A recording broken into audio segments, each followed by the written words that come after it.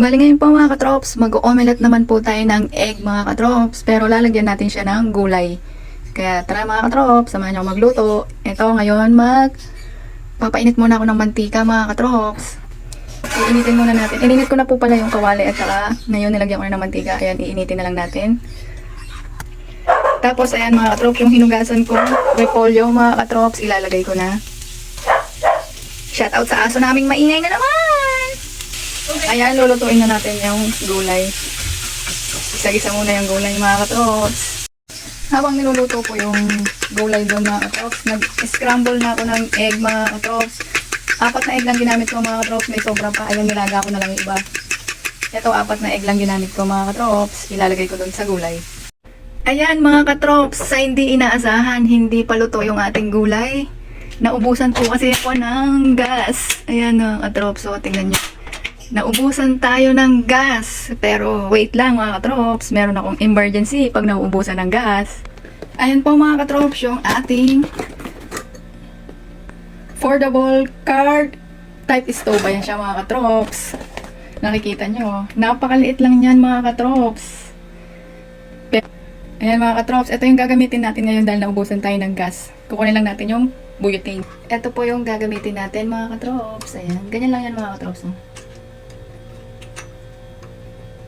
Ayan mga katrops, ganyan na siya. Ngayon sisindihan natin siya mga katrops. Ganyan, sisindihan natin. Tapos ayan, kusinaan lang natin. Ayan mga katrops. Niluluto natin. Yan, tuloy natin ang pagluluto mga katrops. Tignan nyo, ayan ang luto natin. Napaka-cute niyan.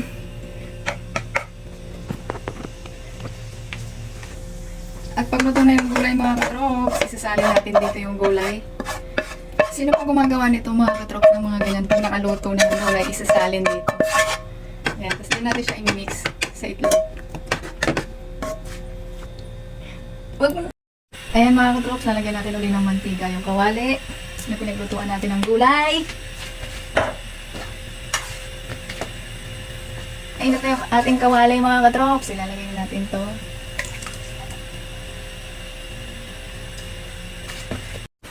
Ayun mga katrops, nakita nyo malapit nang maluto yung ating omelette.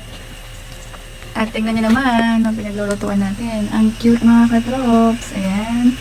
Shout out ulit sa nagbigay nito mga katrops. Buti na lang may ganito ako mga katrops. Ngayon po mga katrops, simpleng prito lang po ang aming ulam ngayon. Pritong baboy lang natin mga katrops. Fried lang natin ngayon. Yung mabilisang luto lang mga katrops. Ayan po yung ating ulam ngayon.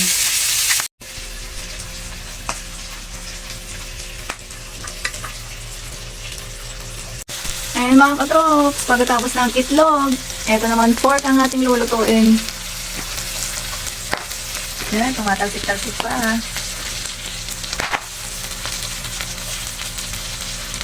Ayan po yung omelette natin mga katrops. Medyo hindi perfect ang pagkabilog niya.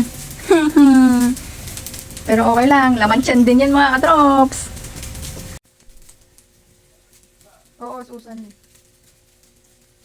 Kaya hanggang dito na lang mga katrops. Kainan na muna. Tara, kain tayo mga katrops. Salamat sa panonood. Ingat po palagi. God bless. Bye-bye.